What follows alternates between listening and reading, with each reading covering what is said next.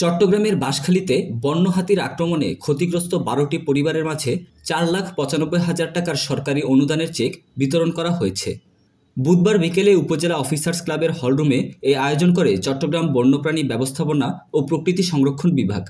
অনুষ্ঠানে প্রধান অতিথি ছিলেন বিভাগীয় বন কর্মকর্তা আবু নাসের মোহাম্মদ ইয়াসিন নেওয়াজ, সভাপতিত্ব করেন ইউএনও মোহাম্মদ জামশেদুল আলম, সঞ্চালনায় ছিলেন জলদি অভয়ারণ্য রেঞ্জ কর্মকর্তা আনিসুজ্জামান শেখ।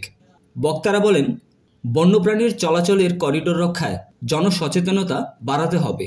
প্রত্যেকটা প্রাণীরই অভিযোজন ক্ষমতা আছে, তারা অভিযোজনও কিন্তু করছে, এমন না যে তারা মানে আক্রান্তই করে যাচ্ছে আমাদেরকে, তারা কিন্তু এর মধ্যেও মানিয়ে নেওয়ার চেষ্টা করছে। একদম যখন পারে না, আমার মনে হয় তখনই তারা মানে আক্রান্ত বা মানে আমাদেরকে ক্ষতিগ্রস্ত করে। হ্যাঁ, তো এই জায়গাটাতে আমাদেরও একটু, যে উনি সহাবস্থান ওয়ার্ডটা ইউজ করেছে, আমাদেরও বোঝা উচিত আসলে আমরা তাদের কতটুকু স্পেস দিচ্ছি, এই স্পেস দেওয়াটা আমাদের নিশ্চিত। সে কিন্তু নর্মালি তো আপনার ৬০-৭০ কিলোমিটার প্রতিদিন, তার আমাদের যেমন আধা ঘন্টা হাঁটাও দরকার শরীর ভালো থাকার জন্য, তাও এরকম অনেক হাঁটতে হয়।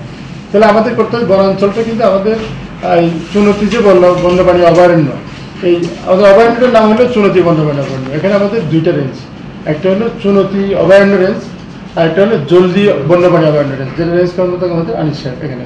তাহলে এই দুইটা মিলে কিন্তু চুনতি আমাদের অভয়ারণ্য রেঞ্জটা। এর বাইরে একটা বড় এলাকা হলো আমাদের যে শেষুরিয়ার যে একটা জলদি রেঞ্জ আমাদের সাউথ ডিভিশনের, এটার সাথে হলো কালীপুর রেঞ্জ।